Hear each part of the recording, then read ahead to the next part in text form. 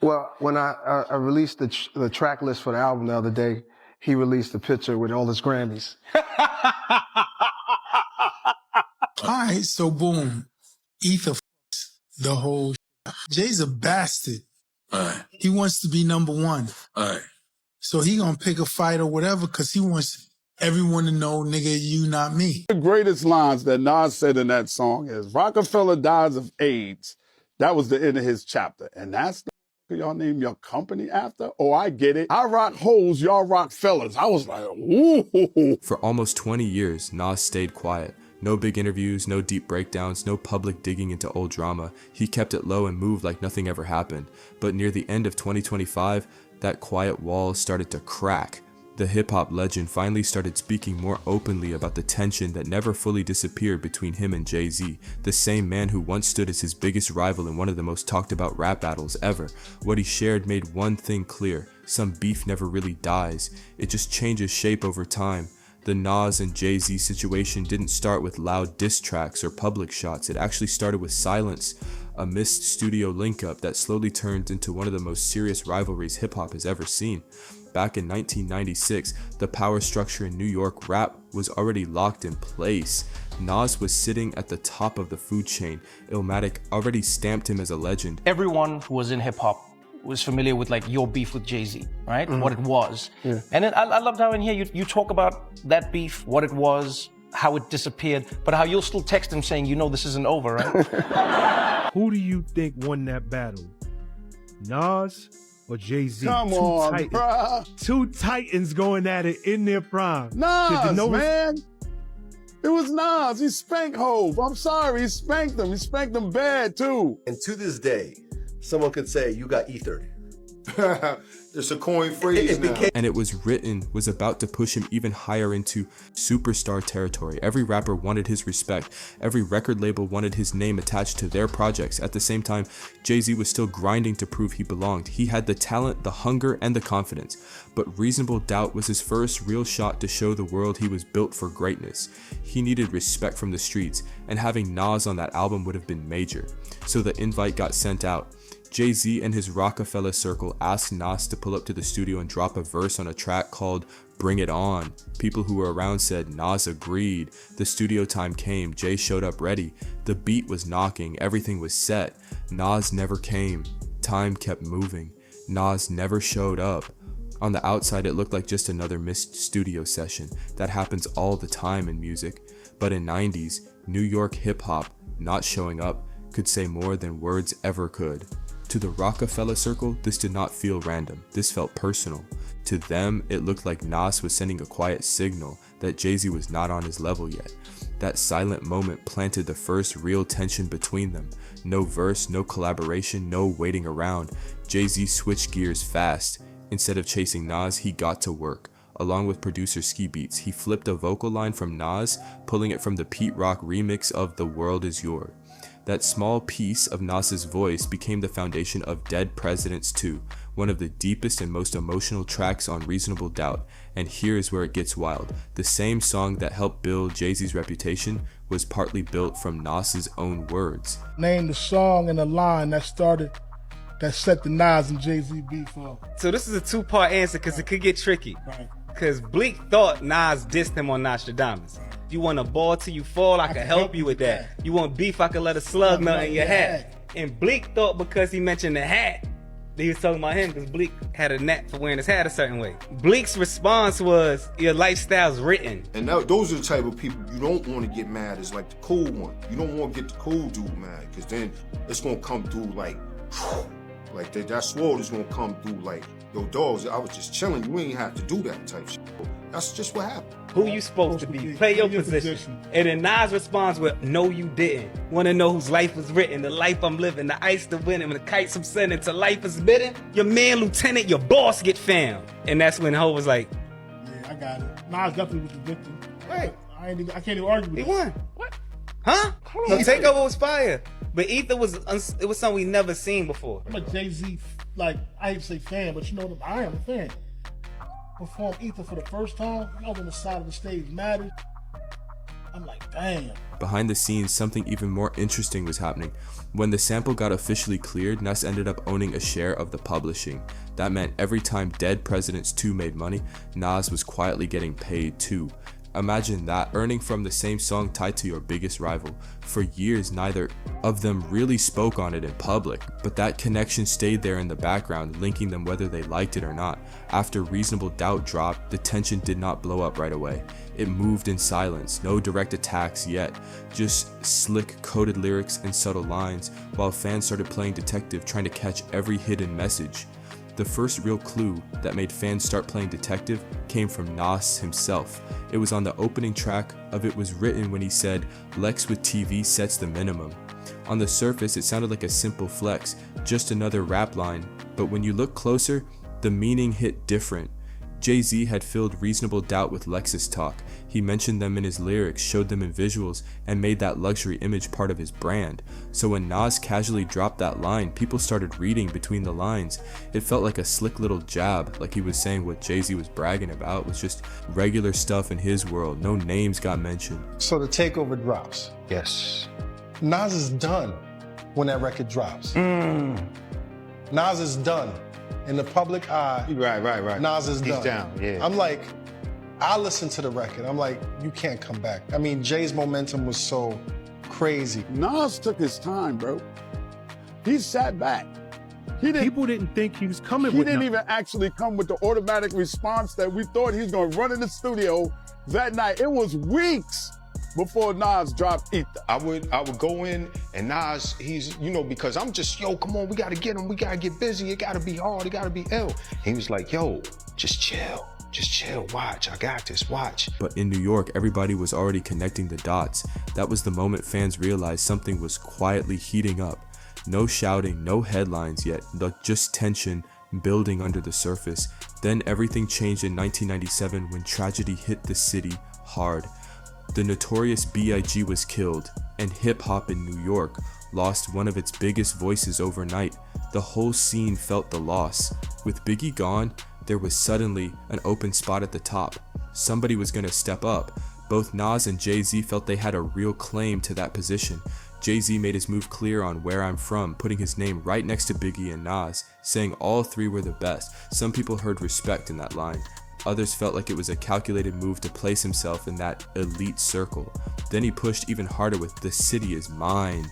That title alone sounded like a bold announcement, like he was planting his flag and saying the crown was his now. Big talk, big confidence. Nas did not jump into interviews or make loud responses. He stayed mostly quiet in public, but people close to the scene noticed the energy change.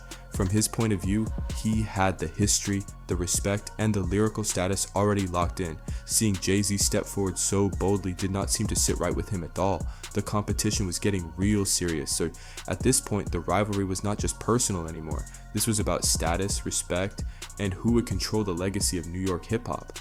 I remember I texted my A&R in LA and I said, Nas just dropped his Ether record and it's kind of crazy and he may have won. And everybody back on the West was like, no.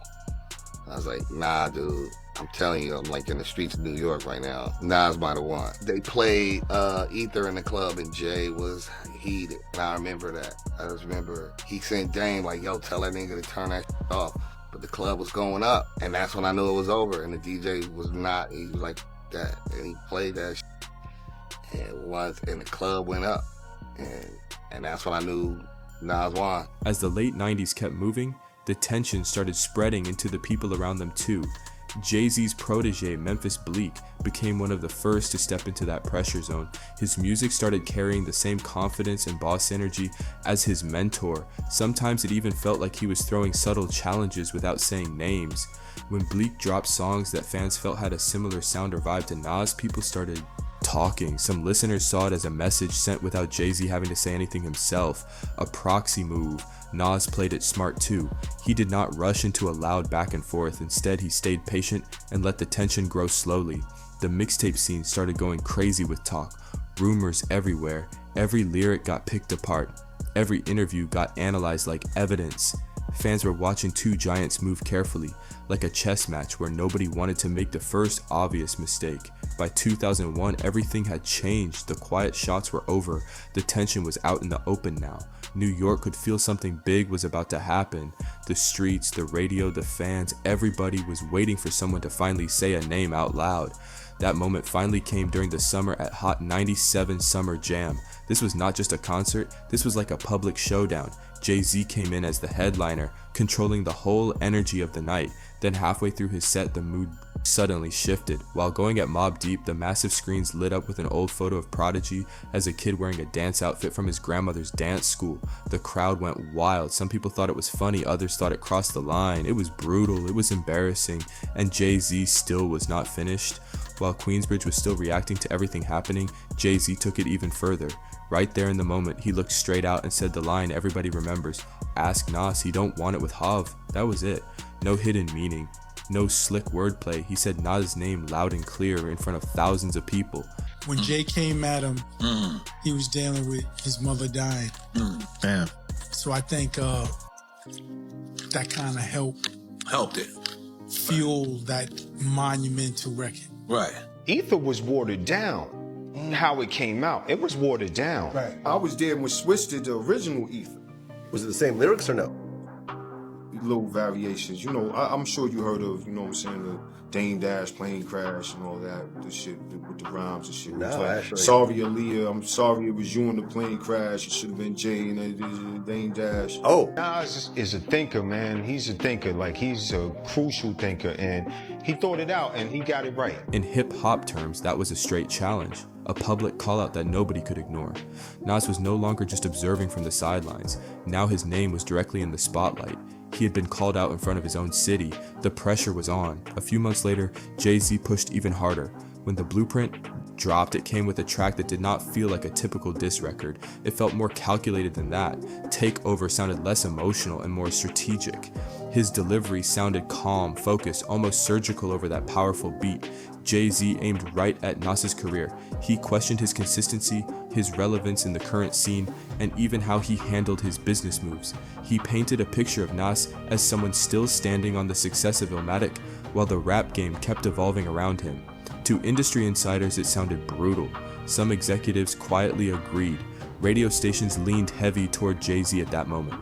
A lot of people started thinking Nas might be finished in that battle. The pressure around him was real. His recent albums had faced criticism, his label situation looked complicated, and the public story around him was starting to shift.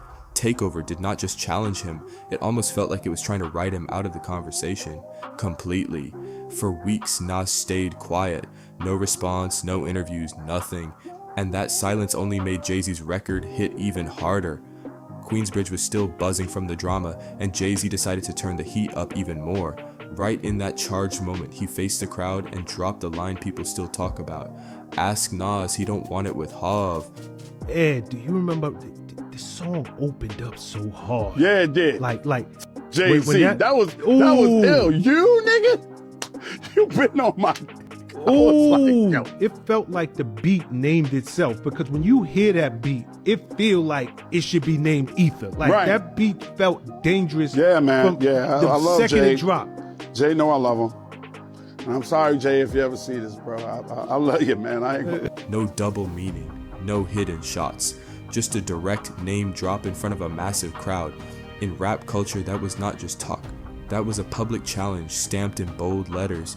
Nas was not just a spectator anymore. His name was now center stage, called out right in his own city. That kind of pressure hits different when the whole hometown is watching. The stakes just went way up. Then Jay-Z doubled down. When the Blueprint landed, it came with a track that felt more like a calculated breakdown than just a diss. Takeover sounded sharp, controlled, and confident. No yelling, no wild emotions, just cold delivery, riding that dramatic production. Like he already knew he had the upper hand. Jay came straight for Nas's track record. He questioned how active he was, whether he was still leading the culture, and even took shots at how he moved in business. The picture he painted made it seem like Nas was stuck in the past, still respected for Illmatic, but losing grip on the fast-moving rap game. Industry people were talking. Some label figures were quietly siding with Jay. Radio spins were clearly moving in his direction too. A lot of fans started saying Nas might be outmatched. The pressure around him was stacking up from every side. Some of his newer albums got mixed reactions, his label situation looked shaky, and the conversation around his name was starting to feel different. Takeover was not just competition, it felt like an attempt to push him out the spotlight completely. And then came the silence. Weeks passed with no response, no statements, no quick comeback track, nothing. That quiet had people talking even more. On the streets and online, people started wondering if Nas was plotting something big or if Jay-Z had already won. That silence made Takeover echo even louder. Then things crossed into a space that made a lot of people uncomfortable. Jay-Z mentioned Nas's daughter's mother in a record and described details that felt way too personal for a rap battle. What started as lyrical competition suddenly felt messy and real in a different way. This was no longer just bars and punchlines. The energy changed fast. The reaction came quick and it was heavy. Even some of Jay-Z's own fans were like, this might have gone too far. People were talking everywhere about how personal it had gotten. Then something happened that nobody saw coming. Jay-Z's own mother heard the song. She was not impressed. She was upset. She reportedly told him straight up that he crossed a line and needed to make it right. That moment hit different. The very next day, Jay-Z called into Hot 97 and gave a public apology. Not vague talk, not industry spin, a real moment where he admitted he made a mistake. And in hip-hop, public apologies like that almost never happen. That moment did not erase Jay-Z's legacy or talent, but it did signal the end of the battle phase. I'm honored beyond words. Salute to Steve Style. Thank you, man. You changed my life in many, many ways, bro. I was just a kid in the project. I'm still a student of the game. I'm just a student. And my peers, like you guys inspire me on tremendous levels. I watch you guys, soldier. I'm your soldier. Just know that I'm always here for you guys. Thank you so much. Nas had already responded, the fans had picked apart every track, and the culture had made its judgment. Nas did not need to keep yelling, his music had already spoken loud enough. Years later, when Nas looked back on it, his silence started to make more sense. From his view, he already said what needed to be said. The chaos of 2001 did not follow them forever, life moved forward. After everything settled down, something surprising happened. The anger faded, the insults stopped, and for the first time in years there was room for growth. Nas started a quiet comeback run, rebuilding his connection with fans through God's Son and reminding everybody why his lyric skills still carried serious weight. Jay-Z kept leveling up, more hit records, more business moves, more money stacking up. Then he shocked everybody when he announced his retirement with the Black Album. It felt like the end of an era, but by the middle of the 2000s, hip-hop was changing fast. And so were they. By 2005, Jay-Z was not just a rapper anymore. Now he was the president of Def Jam Recordings. The same guy who once rapped about the hustle was now running the boardroom. Around that same time, he announced a huge concert called I Declare War. Just the title alone had fans going crazy online. People thought this was about to be another victory speech, another chance to call out old rivals. Some expected shots at 50 Cent. Others were sure Nas was about to get pulled back into the drama, but what actually happened shocked everybody. Halfway through the concert, Jay-Z suddenly paused everything. The music stopped, the whole vibe changed. Then he told the crowd something nobody expected to hear. He said the beef was over. He said it was time to grow up and move forward. The arena went quiet, waiting to see what he meant. Then came the moment nobody thought was possible. Jay-Z called Nas onto the stage. At first the crowd looked confused, then the noise exploded. People could not believe what they were seeing. Two rivals who once went at each other with everything they had were now standing side by side. They shook hands, they performed together. Jay-Z performed Dead Presidents while Nas stood there, the same voice that once helped spark their rivalry. Then they flipped the moment and let Nas perform The World Is Yours. It did not feel fake. It did not feel staged. It felt real. And what happened backstage made it even deeper on a human level. By that time, Nas had already gone through real personal pain. His mother, Fannie Ann Jones, had passed away a few years earlier, and that loss hit him deeply. Behind the scenes, Jay-Z reportedly reached out with condolences, not as a rival, not as competition, just as someone showing real respect between two men who understood what loss feels like. That moment meant something. It took away the tough guy image for a second and showed the human side behind the headlines. What started as a rap war slowly turned into something closer to mutual respect. Not friendship right away, but respect. Thank you very much. Thank all the producers and Dream for writing the song, Justin, and all the typical things. I want to thank God. I mean, a little bit for this award, but mostly for that and all the universe for conspiring and putting that beautiful light of a young lady in my life. And I want to tell Blue that, look, Daddy got a gold sippy cup for you. And the surprises did not stop there. In early 2006, Nas made a move nobody saw coming. He signed a deal with Def Jam. Suddenly the headlines were everywhere. Jay-Z was now Nas's boss. Just a few years earlier, they were dropping diss records aimed at each other. Now they were sitting at the same business table. Instead of bringing more drama, the move actually cleared the air. Their collaboration, Black Republican, sounded less like rivals and more like two veterans talking about what they survived. You could hear the history in their voices. They addressed the past without letting it control who they were becoming. From there, their connection turned into something rare in hip-hop. Stability. Over the years, they appeared on tracks together here and there, not overdoing it, just meaningful moments. Every time they linked up, it felt important because people knew what they had been through. That journey really showed in 2021 with Sorry Not Sorry with DJ Khaled. The visuals showed Nas and Jay-Z sitting calm at a casino table, cigars in hand, dressed like bosses who already secured their wins. No anger, no tension, just quiet confidence. The moment felt reflective. Behind the scenes clips showed Nas listening to Jay-Z's verse with real respect. You could see the appreciation on his face as he praised the moment and even gave credit to the harmonies that helped shape the track. Fans watching this felt like they were seeing real closure after years of tension, but while everything looked solid on camera, something quieter was shifting underneath. Their lives were moving in different directions now, no drama, just different paths. Jay-Z leaned all the way into visible power moves, big business plays, big partnerships, Roc Nation deals, luxury champagne brands, NFL connections. His whole image became about influence, ownership, and being seen in powerful spaces. Meanwhile, Nas was moving in a totally different lane. Nas played it low-key and strategic. Instead of building loud brands around his name, he focused on building ownership quietly. Through Queensbridge Venture Partners, he started investing early in tech companies that later blew up. Names like Coinbase, Dropbox, Lyft, and Ring. While Jay-Z was shaping culture in the spotlight, Nas was collecting quiet wins in rooms most people never even saw. For a long time, people did not even notice the difference in their approaches, until something big came up in New York. When the state opened up bidding for downstate casino licenses, suddenly the old rivalry had a new battlefield. Not music, not radio. This time it was about billions of dollars. Jay-Z backed a major proposal connected to Times Square, a flashy Manhattan vision built around corporate power and heavy tourism. Nas supported a different plan connected to Queens through Resorts World, focusing more on long-term community development. Same city, different visions, different strategies. It turned into an unexpected contrast, Queens versus Manhattan, community roots versus bright skyline ambition, two different visions of success playing out in real time. When the decisions finally came out, the Queens project moved ahead while the Times Square proposal started facing serious pushback. On paper, it was just business, but online, it turned into a whole different story.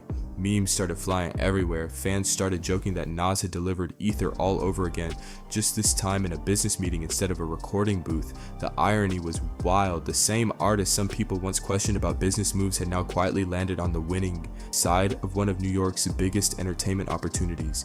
That had people talking heavy. Eventually, Nas got asked about all the online jokes in a late 2025 interview. The interviewer brought up fans using the casino situation to clown Jay-Z, but Nas did not take the bait. He stayed cool about it. He simply said people are always gonna talk and you cannot control that. No gloating, no slick comments. Then he smoothly changed the topic. Instead of feeding the rivalry talk, he started mentioning legends like Rakim and Big Daddy Kane, making it clear where his respect really sits. That move said a lot without saying too much. There was no celebration speech, no hidden shots, just distance from old drama, not denying history, just showing no interest in replaying it. But around that same time, hip-hop culture was already dealing with new tension. Back in late 2024, a huge debate started building. The Super Bowl halftime show announcement was coming, and Jay-Z, still holding major influence behind the scenes, was right in the middle of the conversation. Through his NFL partnership, Jay-Z helped select Kendrick Lamar as the Super Bowl halftime headliner. On paper, the choice made sense. Kendrick had the respect, the awards, the lyrics, the reputation of someone critics could barely question. But there was one detail that made things complicated. The game was set for New Orleans, Lil Wayne's hometown, and Wayne had made it clear he wanted that stage. When the announcement dropped, the reaction came fast and loud. Artists close to Wayne like Nicki Minaj, Birdman, and Cam'ron started speaking up. The conversation got heated quick. The criticism hit hard. Some voices accused Jay-Z of playing industry politics. Others claimed too much corporate power was deciding cultural moments. Once again, people started looking at Nas to see what he would say. Would he defend Jay? Would he side with Wayne? Fans were waiting. This time Nas did speak, but not how people expected. Instead of jumping into sides, he focused his comments on Kendrick. He called Kendrick the North Star of hip-hop. Not a trend, not just a hot name, but someone artists could look toward when the culture feels confusing. That was a strong statement. Nas talked about protecting the art form, about how people not truly connected to hip-hop can sometimes weaken it. He never mentioned Wayne directly. He never criticized Jay-Z either, but people still read between the lines and formed their own opinions about what he meant. By calling Kendrick a North Star, Nas placed himself in a legacy line. Rakim, Nas, Kendrick, artists known for treating rap like a craft and a discipline, not just a business move. Some fans saw it as a quiet industry critique. Others saw it as him defending pure lyricism. Either way, Nas made his position clear without making noise. He showed himself as someone protecting the culture, not controlling it, a guardian of the art, not a gatekeeper. Then to close out 2025, Nas turned those words into real action. In December, he quietly dropped Life is Good Light Years with legendary producer DJ Premier. For longtime hip-hop fans, this felt huge, almost unreal. This was the kind of reunion people have been hoping to see for decades. The same producer who helped shape Stillmatic was back behind the boards, bringing that raw sound again. Hard drums, sharp scratches, clean space for Nas to just talk his talk. And this project did not feel like a comeback story. It felt like pure confidence. Nas sounded like someone with nothing left to prove but still plenty left to say. His delivery felt calm but sharp, focused but hungry. He talked about money, but not in a loud or flashy way, more like quiet confirmation of smart moves. He spoke on investments, the casino situation, and tech wins, not like trophies, but like tools, just part of the bigger game, because to him, the real prize was still hip-hop. The bars, the writing, the skill. Critics noticed the contrast right away. While Jay-Z had spent part of the year dealing with corporate headlines and NFL debates, Nas was finishing the year with straight music. No distractions, just art, present, active, still rapping at a high level. Fans started talking again, not about old beef, but about passion, about who still loved the culture enough to just step in the booth and rap because they wanted to. And when you look at the full story, that is where everything finally clicks. Sometimes the loudest wins are not the ones you hear, they are the ones you see over time. If you enjoyed this breakdown, make sure you like the video, subscribe to the channel, share this with another hip hop fan, and drop your thoughts in the comments. Who do you think had the bigger legacy impact, Nas or Jay-Z? Let's talk about it.